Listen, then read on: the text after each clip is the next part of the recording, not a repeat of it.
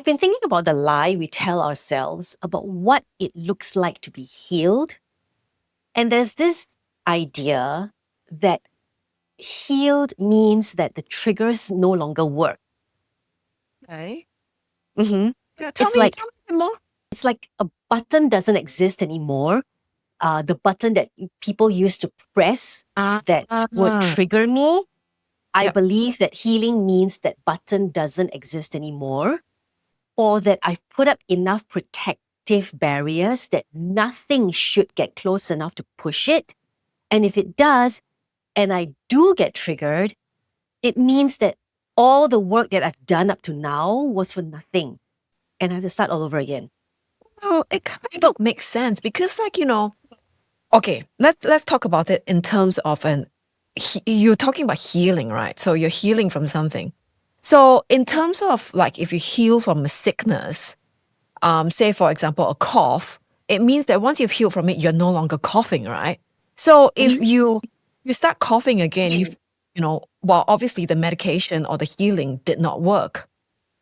And that's a really good metaphor for it that I think we want to unpack a little bit right after this. Welcome to Life in the Grey, a Mums at the Table podcast where Melody and I grapple with the psychological factors that shape how we relate to others and ourselves. I'm Faye.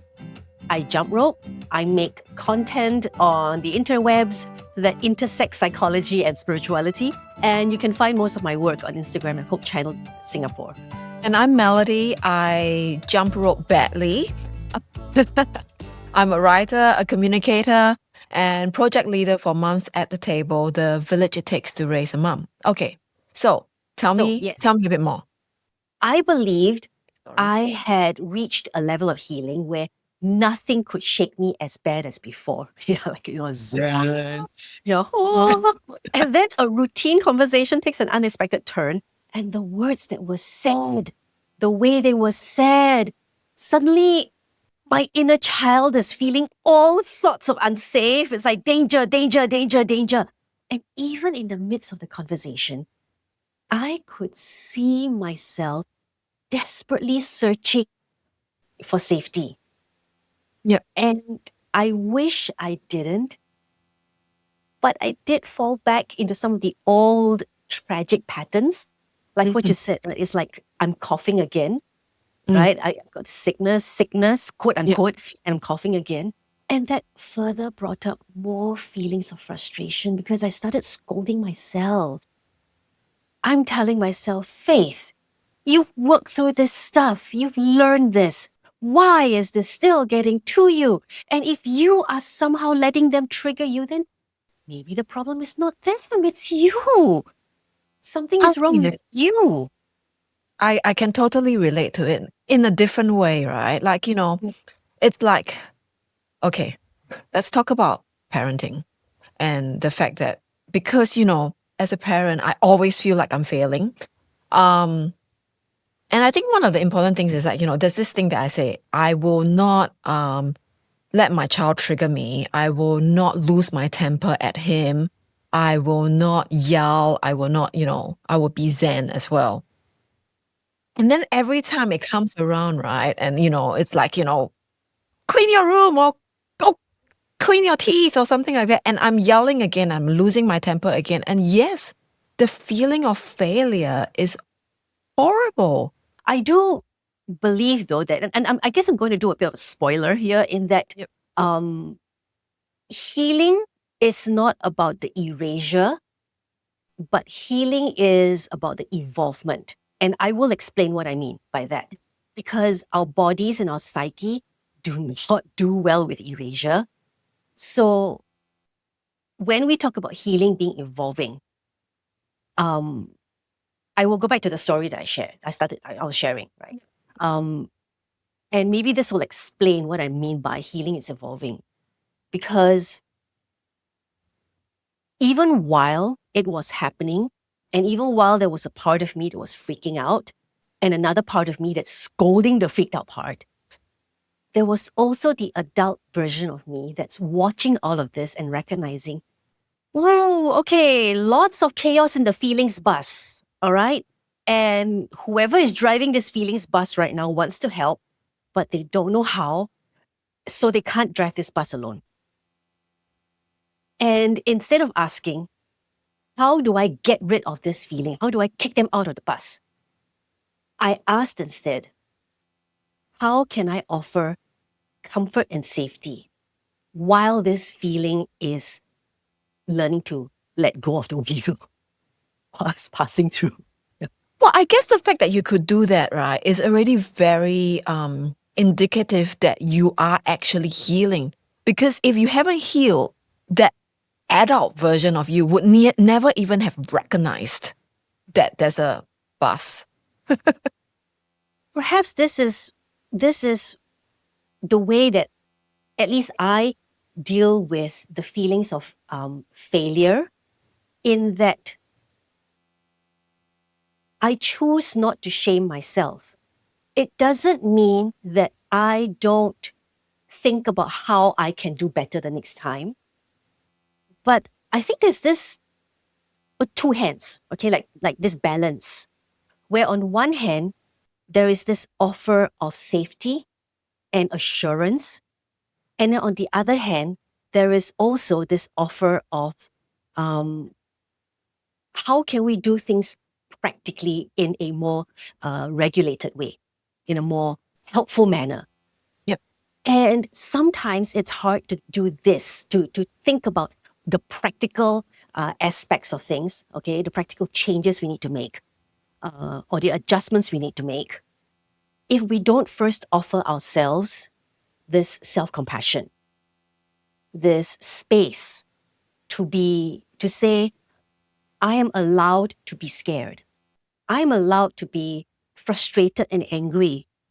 I am allowed to feel this way. And I am allowed also to feel like, yeah, I failed. Yep. I'm allowed to feel that I failed. Yep. And then when we allow these feelings to exist, now there is more space, there's more resources to then think, okay, so I've offered myself comfort and I feel much more comfortable right now. What practical steps can I take to make adjustments for the future? Yep. And I'm not thinking about the practical steps to try to add value to my worth. I'm thinking of the practical steps because this is the more effective way to move forward. This is the growth that I want. This is the choice that I make that's aligned with my boundaries, my values, my morals. There's two things that what you're saying is bringing up, right? And I hope I remember both of them.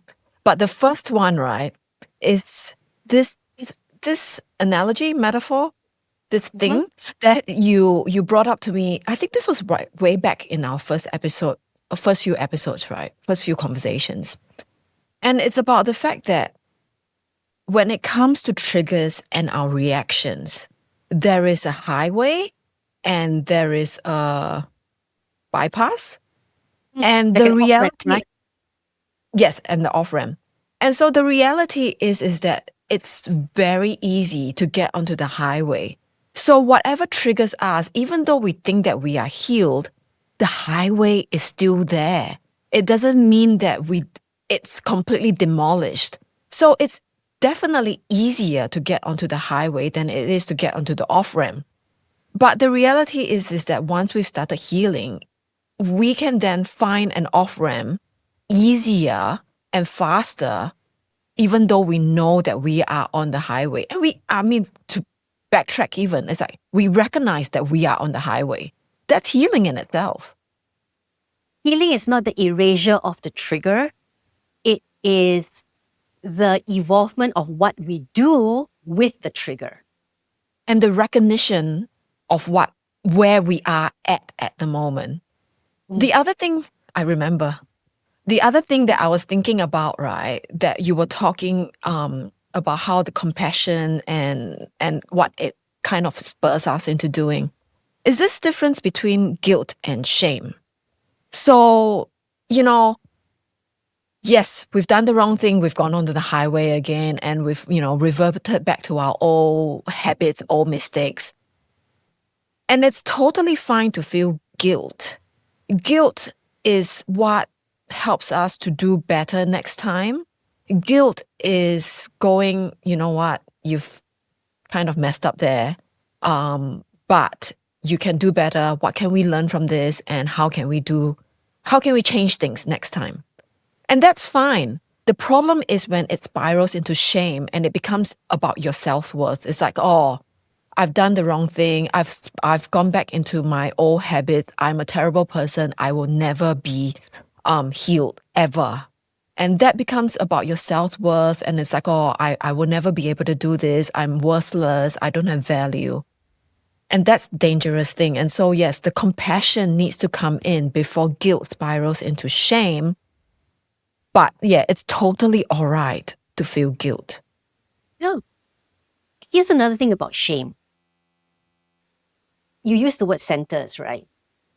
It centers us, which means that when we have made mistakes, and notice I said when because we are human, when we make mistakes, what shame does, and this might be an uncomfortable statement for some people to hear, what shame does is it tricks us into thinking that we feel sorry, but what it is also doing is centering us in the narrative.